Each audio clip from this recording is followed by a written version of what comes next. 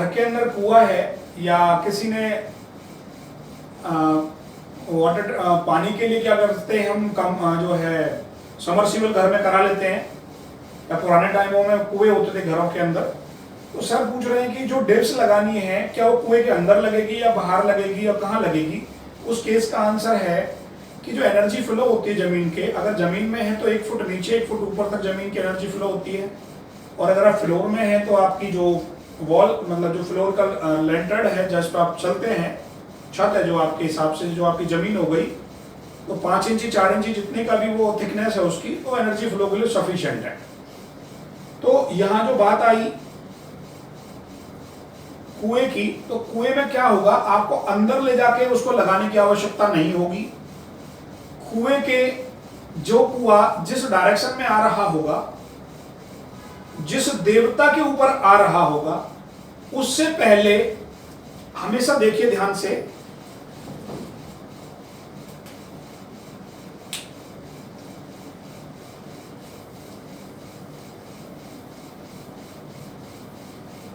जैसे समझ लीजिए ये हमारी डायरेक्शंस हैं, ये हमारी कोई डायरेक्शन आई, इस डायरेक्शंस के अंदर हमारा बड़ा देवता होता है, फिर यहाँ हमारे छोटे छोटे देवता होते हैं इस तरीके से, और फिर ये 2 मेन कोर देवता बन जाते हैं इस तरीके। और मान लीजिए कुआं यहाँ पर ऐसे आ रहा है, वो किसी एक देवता के ऊपर आ रहा है, जो एनर्जी फ्लो पहले उस कुएं के बाहर स्ट्राइक मार रही होगी, अब हमें वो एनर्जी को बाईपास करना है, अर्थात इस हॉल में इस जो हमारा कुआं है, एक गड्ढा है, इसमें ये एनर्जी जाके बस्ट ना हो, बस्ट इन द सेंस मतलब एनर्जी जाके इसमें अंदर जाके स्टक हो जाती है, रुक जाती है, वो आगे फ्लो नहीं होने देता उसको। तो हमें केवल एक बाईपास रास्ता बनाना होता है, इसे बोलते हैं बाईपास। तो बाईपास क्या करेगा, जो स्ट्रिप होती है, इस स्ट्रिप को इस हिसाब से पहले आगे लगाएंगे कि वो उसकी एनर्जी को बाईपास कर दे। और वहां आपको 2 चीजें करनी पड़ेंगी। जो कुएं का क्वेश्चन है ध्यान रखना, क्योंकि कुआं हो सकता है लगभग ऐसा हो, उसका घेरा जो 2.5 फुट बाय 2.5 भी हो सकता है, 3 बाय 3 भी हो सकता है जो उसकी विड्थ है, या जो समरसीबल होते हैं वो तो कम के होते हैं, वो 9 इंची 10 इंची 12 इंची के होते हैं, पर कुआं थोड़ा बड़ा होता है। तो वहां हमें कुएं को जो हमारी सेक्शन ऑफ एनर्जी जो ये आ रही होगी, पहले उसको एनर्जी को बाईपास करने के लिए उस डायरेक्शन की मेटल से पहले वहां डायरेक्शंस बनानी होगी। अर्थात जो ये फ्लो ऑफ लाइंस आपकी बनेंगी, इन फ्लो ऑफ लाइंस में आपको पहले बाईपास किससे करना होगा, मेटल से पहले स्ट्रिप लगानी पड़ेगी जिससे एनर्जी बाईपास हो जाए, और उस देवता को एनर्जी दोबारा से प्रोड्यूस होने लगे, उसके नियर बाय वो हमें स्ट्रिप लगानी होगी। कुएं के नियर बाय जिस डायरेक्शन से एनर्जी फ्लो आ रही है, सेंटर की तरफ से होती हुई आ रही है, जो अभी हमारी एनर्जी सेंटर जो क्रिएट करता है, उधर की तरफ से जो एनर्जी आ रही होगी, उसको हमने कुएं के नियर बाय लगा देना है। सर कैसे लगाएंगे, मतलब किस डायरेक्शन में लगाएंगे? जो मेरे घर में समरसीबल है सर। हाँ, तो जिस डायरेक्शन में भी, किसी भी डायरेक्शन में लगा सकते हैं, जिस समरसीबल जिस डायरेक्शन में है भाई, किसी तो बाईपास करने के लिए ईस्ट में लगाना पड़ेगा। ईस्ट के अंदर कौन सी, मान लीजिए आपके अंदर ईस्ट है, ईस्ट डायरेक्शन कौन सी मेटल की होती है, ईस्ट का मेटल बोलिए। स्टेनलेस स्टील से पहले बाईपास करेंगे उसे, उसको चारों तरफ लगाना है। हाँ जी, चारों तरफ लगाना, यस, उसके चारों तरफ लगाना है। दोनों लगा दें सर, 1.5 इंच वो करके सर पहले आपको स्टेप लगानी है बाईपास एनर्जी बनाने के लिए, फिर आपने उस जो देवता है जिस डायरेक्शन से हमारी एनर्जी आ रही है, यार कहीं से तो वो आ रही होगी ना, सेंटर से एनर्जी चलती है। जब सेंटर से एनर्जी चल रही है, मकान जिधर की तरफ भी वो है समरसीबल, ये मान लीजिए मकान है आपका, ये मकान ले लिया मैंने, ये सामने नॉर्थ हो गया, ये ईस्ट हो गया, ये वेस्ट हो गया, साउथ हो गया। मान लीजिए नॉर्थ वेस्ट के अंदर यहां पर कहीं समरसीबल है, इस कोने पर, यहां पर मैंने ये बिंदु लगा दिया। अब हमें देखना है कि जब इसे 16 डायरेक्शंस के अंदर आप बांटोगे, 16 डायरेक्शंस में आपने इसको बांट दिया, तो आप देखिए किसी एक डायरेक्शन में आएगी, मान लीजिए आ गई N north of north west में आ गई। अब नॉर्थ ऑफ नॉर्थ वेस्ट में जो हमारा कुआं है, इसके चारों तरफ ये देखेंगे आप सबसे पहले कि हमें आयरन की एक स्ट्रिप लगानी है। अब देखिए ध्यान से, जो आयरन की स्ट्रिप लगानी है वो चारों तरफ तो लगेगी, यस, परंतु उसका एक छोर, एक सिरा, जो ये लाइन है हमारी नॉर्थ वेस्ट वाली, जो ये लाइन है या ये लाइन है जहां भी कुआं होगा, इस लाइन से टच होना चाहिए वो स्ट्रिप, क्योंकि वो स्ट्रिप ही उसे बाईपास करेगी। यहां तक क्लियर हुआ सभी को? सर जो भी जैसे आप टॉयलेट डब्ल्यूसी के बताते हैं उस टाइप से भी लगा सकते हैं इसके चार। अरे भैया कुआं गोल होता है ना, तो हमें एनर्जी इस लाइन से टच तो करनी है लाके। ये स्ट्रिप इस लाइन से टच नहीं होगी तो फिर कैसे बाईपास करेगी? ओके सर, ठीक है सर। भाई आप ये जो लाइनें हैं, इन लाइनों को क्या समझते हो? समझ लो बिजली के तार हैं ये। Yes sir. ये बिजली के तार हैं। इन बिजली के तारों में आपने उसको टच ही नहीं करा, तो यहां इलेक्ट्रिसिटी प्रोड्यूस कैसे होगी चारों तरफ? ठीक है सर। तो इन लाइनों से उसको टच करना होगा, इस बिजली के तारों से उस कुएं की जो चारों तरफ आपने मेटल लगाई है वो इस बिजली के तारों से टच करनी होगी। ठीक है सर। अब उससे कुएं, जब आपने मेटल लगा दी, उस मेटल के और कुएं के बीच में मान लीजिए कुआं था, ये कुआं था, ठीक है, और इसके बाहर आपने लगा दी मेटल। अब इस कुएं और मेटल के बीच में कहीं भी जहां आपकी मर्जी स्ट्रिप लगा दीजिए, डिप्स लगा दीजिए, डिप्स लगा दीजिए।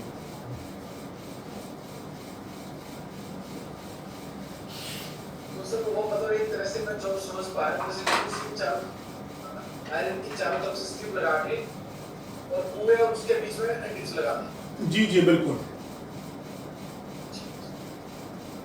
और बताइए किसी और क्वेश्चन? सर वैसे अगर कुआं किसी के घर में हो तो वो कौन सी डायरेक्शन में ठीक होता है? मैम कुआं किसी भी डायरेक्शंस में मॉडर्न वास्तु में सही नहीं है, वो फ्लो ऑफ एनर्जी को डंप करता है। अच्छा सर, मान लो किसी के घर पहले एक सबमर्सिबल हो, बाद में उसको बंद कर दिया, दूसरा लगा दिया तो सेम बात है, ऊपर से सेम बात है, नहीं बंद है, ऊपर से बंद है, उससे कोई दिक्कत नहीं होती। देखिए जनरली कहने के लिए समर्सिबल जो होते हैं, कहने के समझने के रूप में पहले समझ लीजिए, समर्सिबल किसी भी डायरेक्शन में जा सकता है, कोई बड़ी बात नहीं, जहां मर्जी ले जाइए। इन केस ऑफ जनरली आप उसको ट्रीट करने के हिसाब से जाएंगे तो नॉर्थ में ले जाकर ईस्ट तक कहीं भी लगा सकते हैं। नॉर्थ ईस्ट में जल कहाँ है, नॉर्थ में जल कहाँ है, ये जनरल बातें होती रहती हैं। बट आप उस लेवल से ऊपर आ गए हैं, कोई भी सामान किसी भी डायरेक्शन में जा सकता है, कोई बड़ी बात नहीं है। परंतु जिस एट्रीब्यूट्स में जिस तारों के बीच में वो आ रहा होगा, वहां के मैग्नेटिक फील्ड्स को वो रिसीव करेगा, वहां की एनर्जीज को फील करेगा, वहां की उन चीजों के तरंगों जिनका वो कारक माना गया, उनको जरूर हमें डिस्टर्ब भी कर सकता है, प्लस भी कर सकता है, अकॉर्डिंग टू योर फील्ड, जिस फील्ड में वो आ रहा है। मान लीजिए आपका समझने के लिए अभी की डेट के अंदर मैंने वो ईस्ट में लगा दिया, समर्सिबल मैंने ईस्ट में लगा दिया, तो आपने करा क्या? आपने गड्ढा खोदा, ठीक है, वहां से हमें जल मिला, वो हमारी नीड है, मान लिया मैंने। बट ये ध्यान रखिए, जब भी घर के अंदर, जब हम ये कह रहे हैं, बड़ी छोटी सी बात आपको बता रहे हैं कि यार जब WC जो लैट्रिन है हमारी, जब वो डिस्पोज करती है एनर्जी को, खाती है, एक गड्ढा एनर्जी को सोखता है, तो समझ लिया आपने तो जमीन में गड्ढा कर दिया, वो कितनी एनर्जी को सोखेगा? वो पूरे घर की एनर्जी को सोख देगा। तो यहां इन केसों में होता क्या है, वो एनर्जी अंदर ना जाए, वो एनर्जी अंदर ना जाए, उसके चारों तरफ एक मैग्नेटिक फील्ड धातु से क्रिएट कर दिया जाता है, जिससे उसकी एनर्जी, जो जमीन की एनर्जी जो स्ट्राइक कर रही है, वो सोके ना और आगे फ्लो कंटिन्यू करती रहे। ये मतलब होता है सीधा सीधा। सर हम अंडरग्राउंड वाटर टैंक को भी हाँ जी, अंडरग्राउंड वाटर टैंक को भी हमें बंद करना पड़ता है। सर उन्हें भी ऐसा लगता है। हाँ जी, सर सर एल टाइप मेरा मकान है, अब वो खाली जगह पे लगा हुआ है सबमर्सिबल। सर जिस डायरेक्शन में आ रहा होगा उस डायरेक्शन से ट्रीट करिए, उस पट्टी से ट्रीट करिए पहले उसको। सर जो घर में नीचे अंडरग्राउंड वाटर टैंक बना होता है पानी स्टोरेज के लिए, कॉलोनी के पानी के लिए, तो इसको भी सर तरफ से करना चाहिए उनको। कॉलोनीज के लिए जो कॉलोनी की पानी की सप्लाई होती है तो घरों में एक वाटर टैंक बना देते हैं नीचे ना, जिसमें कॉलोनी का पानी आकर के गिरता रहता है। जो अंडरग्राउंड वाटर, जो भी अंडरग्राउंड वाटर हो, सबमर्सिबल हो, इवन यहाँ तक कि आपके में घरों में देहात में हम देखते हैं जिसको हेडपंप बोलते हैं, नल बोलते हैं, कुआं बोलते हैं, इन सब में होता क्या है, जहां भी गड्ढा होगा वो एनर्जी को सोखेगा, कुछ भी हो उसको ट्रीट करना ही पड़ता है। जो टंकी है घर के अंदर और जहाँ पे बोरिंग लगी हुई है हमारी, उसको मैं बकायदे इसको ट्रीट कर देना चाहिए। यस, बिल्कुल ट्रीट करना पड़ेगा। वो जिस डायरेक्शन में है वहां उस डायरेक्शन की धातु से उसको ट्रीट करना ही पड़ेगा। जी पटनायक सर बोलिए। इसका हमारा दोस्त का घरों में तो एक बाउंड्री में दोनों का कुआं है, मैंने बाउंड्री बीच में इधर है। अच्छा, तो उसको पूरा का पूरा ट्रीट करना है ना, मैं मेरा साइड में ऐसा मेरा ट्रीट करने से हाथ करने से मैं उसको बेटा तो हाथ सबको करके बाउंड्री का कवर हुआ है, तो आप सबको करने से हो जाएगा। सर उसमें जो आपके फेसिंग की तरफ पड़ रहा होगा, मान लीजिए कुआं आपने कहा कि दो बाउंड्रियों के बीच में है, मतलब दोस्त का और आपका कॉमन हो गया, आप ये कहना चाह रहे हैं। जी जी, तो आप आपस में नहीं पड़ता है, जी वो आपस में नहीं मैंने पड़ता है उनका साथ इतना अच्छा रिलेशन नहीं।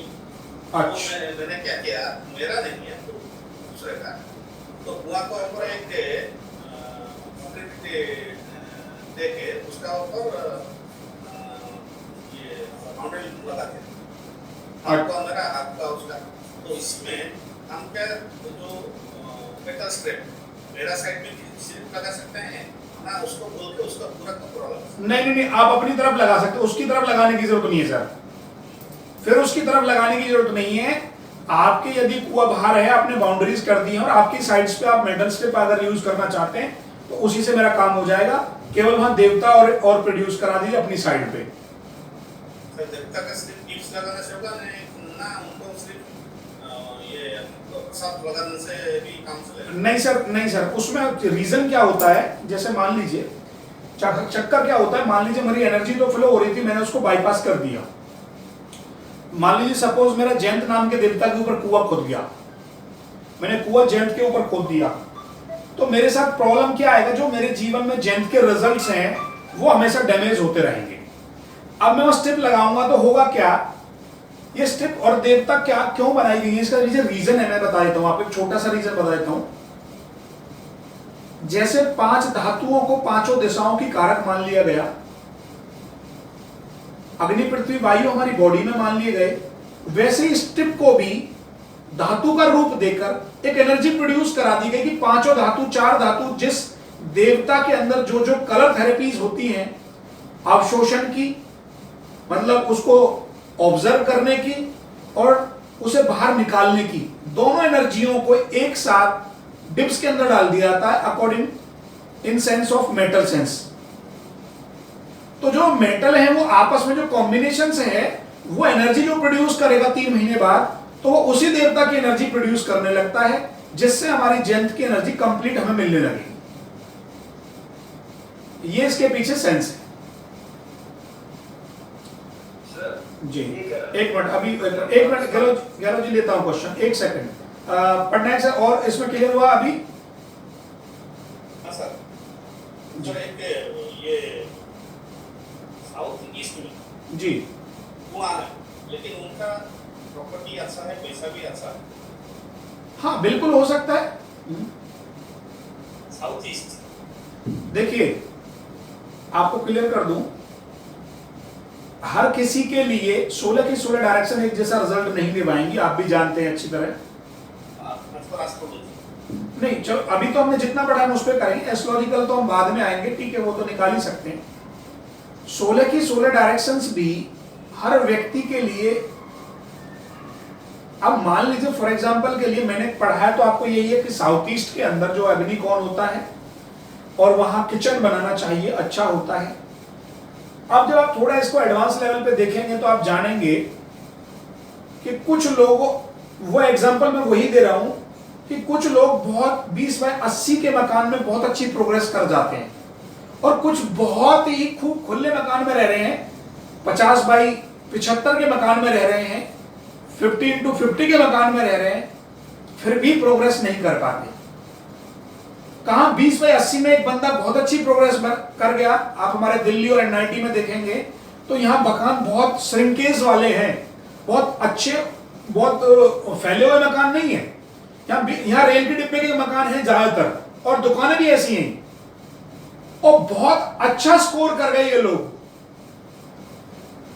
तो कोई जरूरी नहीं है कि साउथ ईस्ट में एक कुआं है तो हमेशा नेगेटिव ही होगा। उसके पीछे लॉजिक ये है कि जब आप उसकी कुंडली में, ये और बच्चे ना समझे, मैं पढ़ना है सब आपको आंसर एड्रेस कर रहा हूं उसका स्पेशली।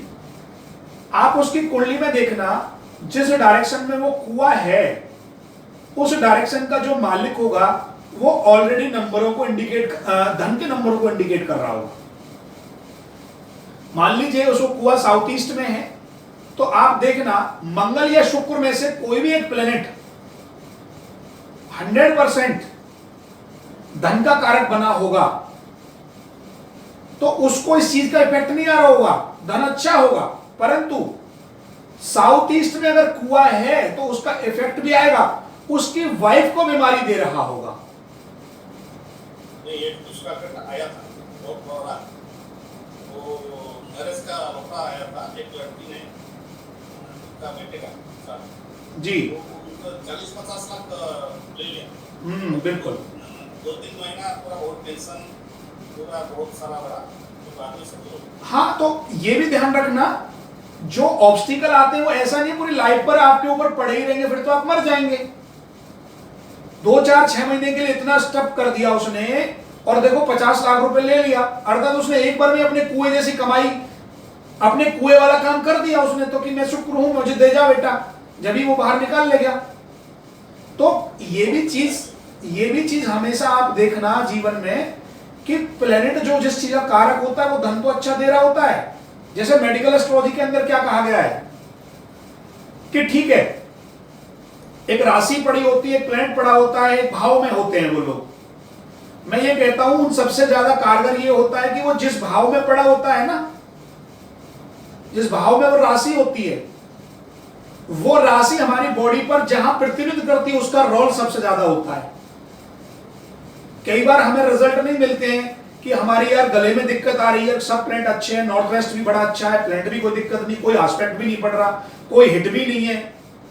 वो पता चला कि यार हमारे सेकंड हाउस के अंदर प्रॉब्लम थी, मतलब जो राशि हमारे सेकंड हाउस में पड़ी हुई है, सेकंड हाउस की राशि अर्थात वृषभ राशि कहां एड्रेस कर रही है, वो ऑटोमेटिकली गले को ही कर रही थी।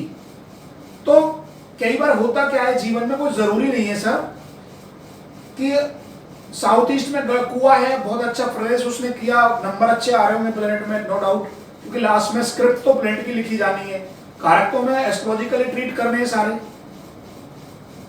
तो ये हमें ये निश्चित है कि जो पढ़ा दिया वो सही है, उसकी वजह से उसे जीवन में प्रॉब्लम जरूर आएगी, ये श्योर है।